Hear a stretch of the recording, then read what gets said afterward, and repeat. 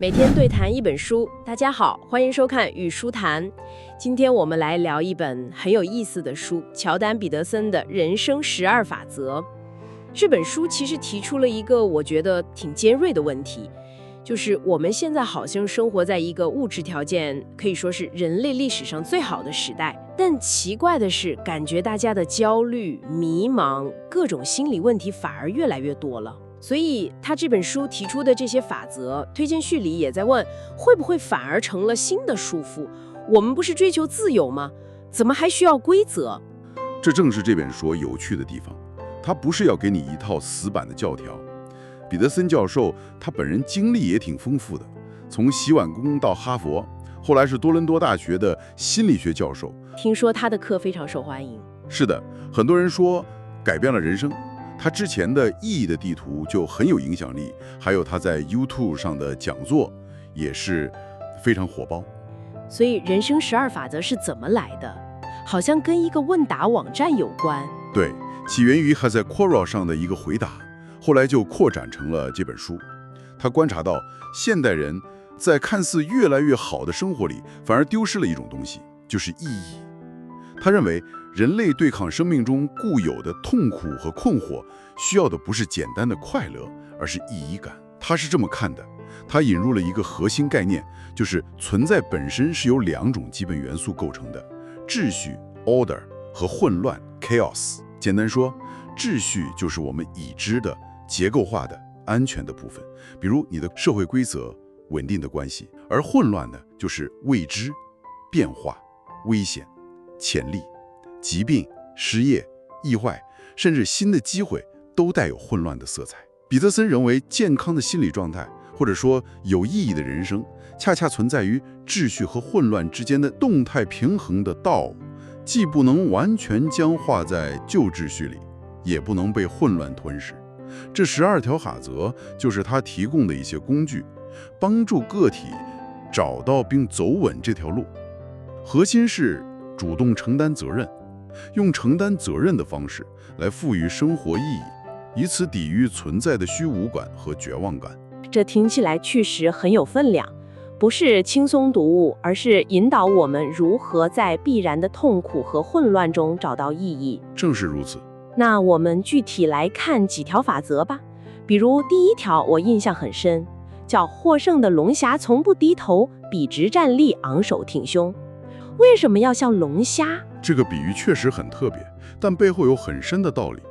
它不是随便选的。龙虾这种生物，它们的神经系统，或者说它们的社会等级结构是非常古老的，可能有3亿5千万年，比树木还要早。这意味着支配等级这种现象，可能不是简单的社会建构，而是非常深刻的生物现实。龙虾会为了争夺领地和交配权而打斗，胜利的龙虾和失败的龙虾，它们身体里的神经化学物质会发生变化。胜利者体内的血清素水平会升高，这让他感觉更自信，姿态会更挺拔，更愿意去迎接下一次挑战。而失败者体内类似章鱼胺的物质会升高，血清素降低，他会变得畏缩，下次遇到冲突就倾向于回避。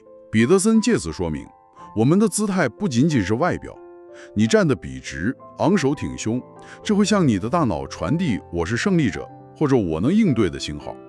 这会影响你的情绪、你的自信心，甚至别人看到你的姿态也会不自觉地用不同的方式对待你，形成一个反馈循环。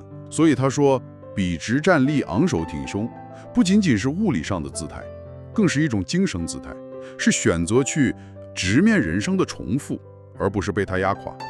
原来一个简单的站字背后联系着这么古老的生物机制和深刻的心理影响。你感到沮丧或者没自信的时候，是不是会不自觉的就缩起来驼着背？那第2条法则，像照顾生病的朋友一样关心自己，待己如助人，这个也很有启发。对别人比对自己好得多，给宠按时，吃药打针，一丝不苟。轮到自己了，可能就打个折扣。为什么会这样？彼得森在这里再次引入了秩序和混乱的概念，还用了一个很有象征意义的故事——创世纪里伊甸园的故事。它不是从宗教角度，而是从心理学和神话原型角度来解读。他认为那个故事象征着人类意识，特别是自我意识的觉醒。当我们意识到自身的存在，同时意识到了自己的脆弱、必死性以及作恶的潜能，就是那种羞耻感，对自己缺陷的深刻认知。他甚至联系到了原罪这个概念的心理学根源。这跟我们不好好照顾自己有什么关系呢？关系就在于我们太了解自己的不堪了。我们知道自己会撒谎，会懒惰，会嫉妒，会做出伤害自己和他人的事儿。因为深刻地认识到自身的这些阴暗面和不足，我们就很难像对待一个无辜的、完美的、值得被爱的朋友那样无条件地善待自己。所以给宠吃药很容易，因为我们觉得它值得。给自己吃药，遵守健康规则，就好像是在为一个不那么完美甚至有点坏的家伙费心，动力就不足了。我们确实可能因为太了解自己，反而吝啬了对自己的关爱和责任。你是不是也有过对自己比对朋友、家人更苛刻的时候？我想很多人都有过。那怎么解决呢？首先要认识到，尽管我们不完美，但作为能够在混乱中创造秩序的个体，我们本身就具有不可剥夺的价值。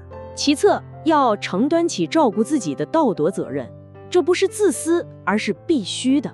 你要像照顾你最爱、最依赖的人那样，认真地照顾自己，而且这种照顾是要选择那些对自己真正有好处的事情，而不是仅仅满足于我想要的或者让我当下快乐的事情。这是一种对自己存在的尊重。那我们再快速看看第4条吧，战胜内心的批评家。和昨天的自己比，别和今天的别人比。在今天这个社交媒体无处不在、人人都在晒的时代，这一点我觉得可能对很多人来说是最大的痛点。总有人比我好，比我成功，比我漂亮，比我什么都强。那个内心的批评家声音太大了。彼得森首先分析了这个内心批评家的漏洞，他往往只抓住一个单一的比较维度，比如只看钱或者只看某个技能。但人生是极其复杂的，是多维度的游戏，你不可能在所有维度上都胜过所有人。确实，我们可能在 A 方面不如别人，但在 B 方面比他强。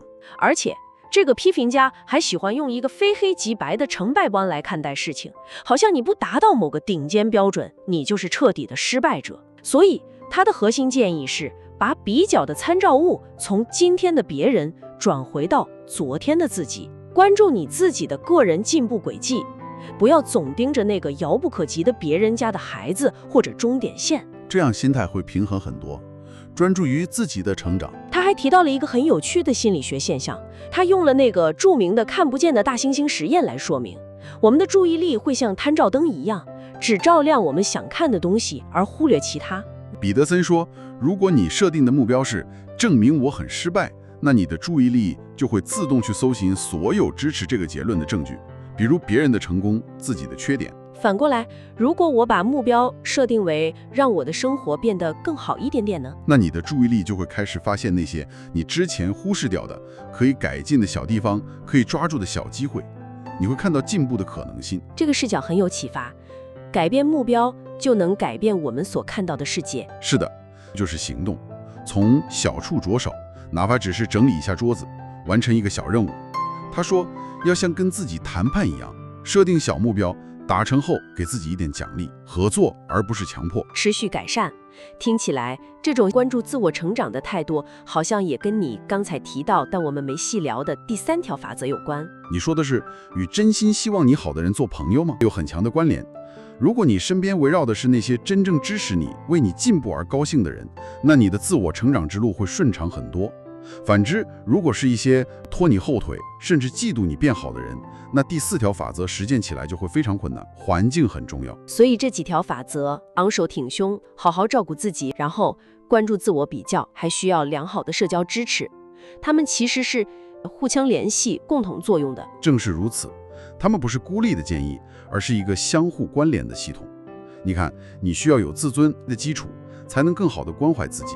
而这种自尊和自我关怀又需要建立在健康的自我认识上，也就是关注自我成长，而非无效的外部比较，并且需要积极环境的支持。这就是彼得森方法的独特性，它融合了生物学，像龙虾那个例子，心理学，还有大量的神话、宗教故事、哲学思考，试图提供一个比较综合的框架来应对存在的根本挑战。所以回到我们开头的问题，这些法则不是限制自由，反而是为了实现更有意义的自由。可以这么说，他认为真正的自由不是随心所欲，而是承担责任的自由。